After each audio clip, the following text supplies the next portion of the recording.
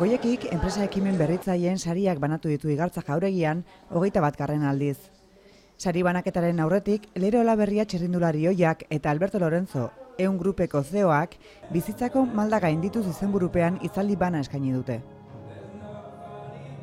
Aurtengo sari nagusia, enpresa ekimen berriko proiektu honena, Javier Martínezen IRE proiektua izan da. Bueno, el proyecto consiste en acompañar a las empresas que están dando la transformación digital hacia la fabricación aditiva metálica, en acompañarles en ese camino vía consultoría tecnológica e ingeniería, con una serie de servicios anexos a la consultoría e ingeniería tecnológica. Yo vengo del mundo de la fabricación de polvo metálico.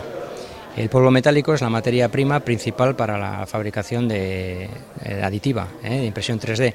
Se unió eso con el deseo de Lortec de desarrollar alguna startup en el ámbito de la fabricación aditiva. Entonces, con el conocimiento de Lortec y con el conocimiento mío de la parte de pulvimetalurgia, se juntaron dos ámbitos principales para poder desarrollar esta idea de negocio.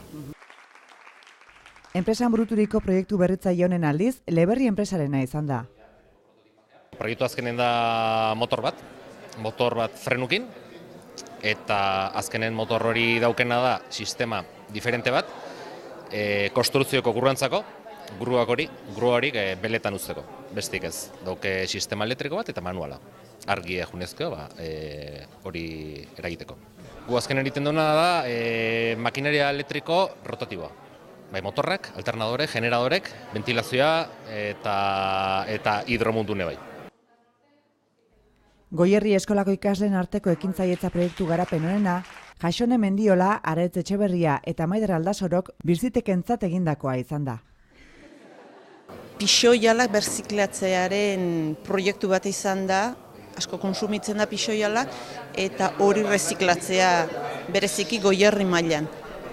Hasiera Goierri mailan, planta piloto bat edo Goierri mailan. Euskal Herri guztia zabaltzeko intentzioekin. Gure proiektua adibidez junda ezer baino gehiago ze posibilidadaren material horrei salida emateko biablea izateko proiektua hauala, hortan. Hasiera baten aukera ezberdin genezken, ez genekigun bidea nondik eman, baina azken eskolako laguntzakin eta enpresan laguntzakin pixkanaka jungea idea ezberdinek ateratzen, da aurrea atera azkenen proiektu pixkat gure arten bentzat eta